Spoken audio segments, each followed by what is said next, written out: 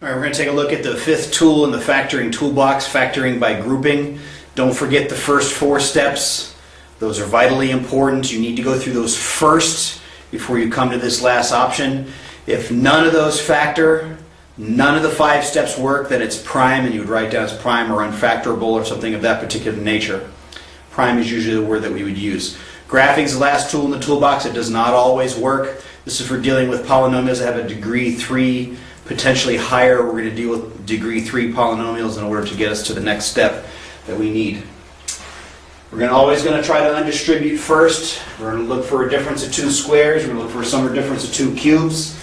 We're going to see if it's a factorable trinomial, and usually grouping doesn't fit in any of those. It's just like, I'm not any of these, except for maybe undistribute. Undistribute can show up in any place, but normally you can really tell the difference. When you get to here, you're like, okay, I've undistributed all I can. Definitely not, definitely not, definitely not, so it must be this. And if that doesn't work, then I'm done. All right. Factoring by grouping means to group them. So in this case, as you can see, instead of having trinomials or binomials, which we're used to having in some of our earlier things, we have four terms. And grouping boils down to something that's pretty simple. First thing is I look to undistribute. Is there anything I can undistribute from all of these? The answer is no. There's no x in this one, and these aren't all multiples of 3. All right. Grouping doesn't always follow the exactly same form, but it kind of sort of has the same idea to it every time that you go. So it pretty much boils down to this. These first two are pretty simple example. I want to group it in smaller groups and then see if I can factor out something by undistributing, and then see if I can factor something out there. And this is going to be a very important step for you. Here I've got x squared is common, so I can factor out an x squared. This becomes x squared times x plus 1. Because you take an x squared out of there, you get x. Take an x squared out of there, you get 1. Here I can take out a 3, so this becomes 3 times x plus 1. Now that's the key. Grouping can happen in two ways. Here's one of the major ways.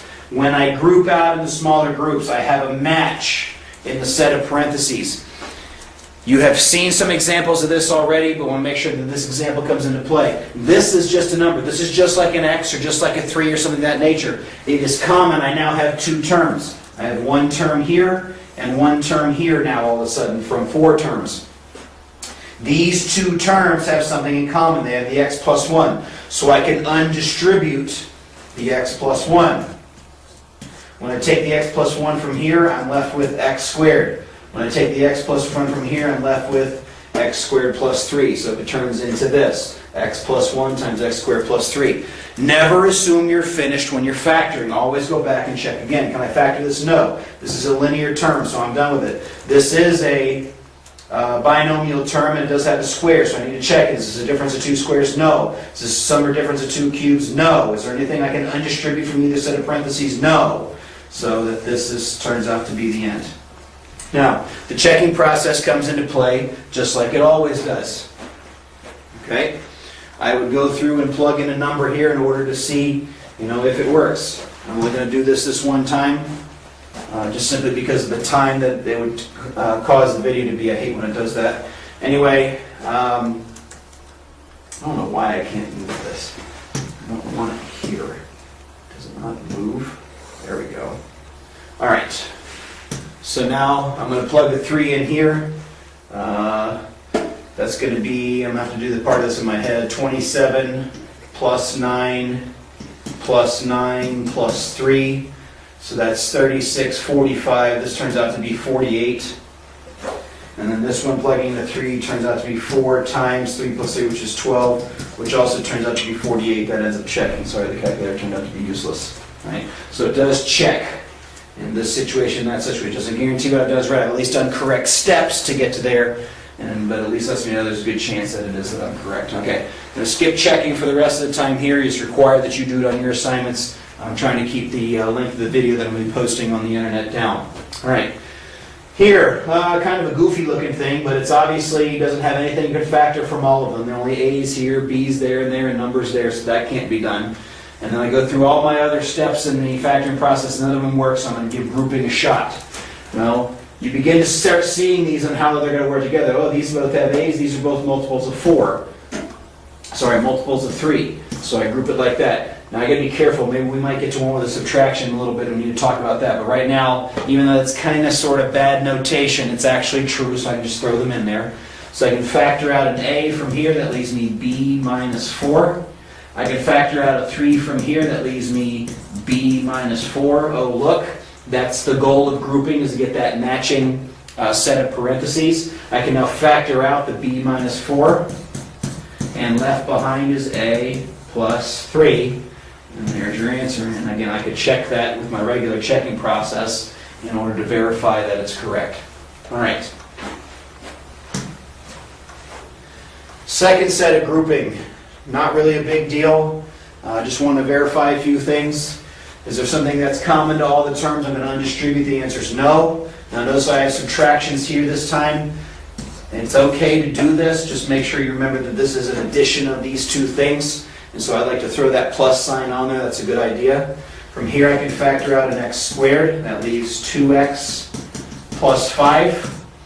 And from here I can only factor out a negative. So this becomes minus or negative 1 times 2x plus 5. Notice I did that in order to get my match. So now I undistribute. I'm undistributing the 2x plus 5. So 2x plus 5 is undistributed. From here it takes away x squared. From here it leaves a minus 1. Now this is the reason I did this particular problem. I'm not done factoring.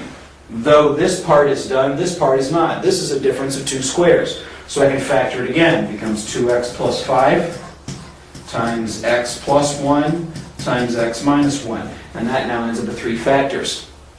A degree 3 polynomial has the potential all the time of turning into 3 factors. In fact, it can be turned into 3 factors all the time. You can't do all of them, but in general it ends up in 3 pieces because it's a degree 3 polynomial. And so this one I was able to get down to 3 pieces. The one on the previous screen I was not able to do. All right, here, looking for something to distribute. Boy, these all look like they're multiples of 3. 3 goes into 54, so it's going to be, so I'm going to factor out a 3. This becomes x cubed plus 2x squared minus 9x. And how many times does 3 go into 54? It goes in once with 24 left over. And 3 goes into 24, 8, so it's 18. All right, don't assume I'm done just because I factored one time. Now I need to factor again. I'm going to go after this guy with grouping because he doesn't fit any other categories. So I'm going to group these two, group those two, make sure those are added. So it's going to be 3 times. Oh, I can pull out an x squared here. That leaves x plus 2. Look how many parentheses I've got. Here I'm going to pull out a minus 9. That leaves x plus 2. That's the match I was after. The x plus 2's there. So this becomes 3 times x plus 2. Left behind is x squared minus 9. Ooh, look, a difference of 2 squares. So I can factor one last time. 3 times x plus 2 times x plus 3 times x minus 3. And we end up with a final solution that looks like that. So a little bit more complicated one, obviously a few more steps. Make sure you follow your steps. Did I undistribute? If I hadn't undistributed here, it still would have worked, but one of these terms would have had a 3 in it, which could still be factored out. Maybe have left you behind with that one, not being able to factor correctly and get it all the way down to its barest bones terms. All right. Now there's another way to factor. One way was to group the 2's. There's actually another way. I'm going to show you that the 2's don't work here. And I actually set this one up wrong now that I look at it. I forgot to include a second variable. So pretend the 9 and the 64 just for a minute are different. Just for the simple fact that I needed to be that in order to show you what's going on here. If I try to group here and here like that, in fact can I throw in? Yeah, I can. Let's just make this a y squared. There we go. Then that now fixes it. So I try to group them like that. I can factor out an x here. That gives me x plus 6. Here, 3 doesn't go into any of those. 9 doesn't go into 64, so that doesn't factor. So grouping breaks down. But before you call it prime, there's one other way that things can be grouped that may turn out. And that could be grouping them by, in fact, let's just go ahead and erase the notations here. Except for we want this to be a y squared. I can group it by 3 and 1. And normally you're looking for something common to the 3 or something oddball about the 1. In this case, this is the oddball. It's got the y squared on it, so that's the way to know that. So now I'm going to factor this. Well, how do I factor that? That's a factorable trinomial. That thing's going to factor into x plus 3 times x plus 3 minus 64y squared. Okay, not a big deal. But this thing can be rewritten as x plus 3 squared minus 64y squared. If you're astute, you can realize this is a difference of two squares. It's not a pretty, and it's not an easy, but it is a difference of two squares. This thing is a perfect square, this thing is a perfect square, and it is a difference. Now, when I go to factor this, the same way I would do a difference of two squares normally. The first one plus the second one times the first one minus the second one. And there's your difference of two squares, and there it is factored out all the way. It's not pretty, it will check, but this is simply a difference of two squares, and that's the way these will usually set up. You have one that's a factorable trinomial that turns into a trinomial or a binomial square. The other one's a perfect square separated by a subtraction sign. All right, next on this one, if I try to group them by twos, won't work. Even though I can get a 5 out of there, there's no way to get these to match. So now I look for the oddball. X squared appears to be the oddball, so I'm going to group the y stuff together. That includes the constant. I can factor out a -1. This is, it becomes x squared instead of plus that. It becomes minus y squared plus 10y plus 25. Factorable trinomial. This becomes x squared minus y plus 5 times y plus 5. Oh, look, those are the same.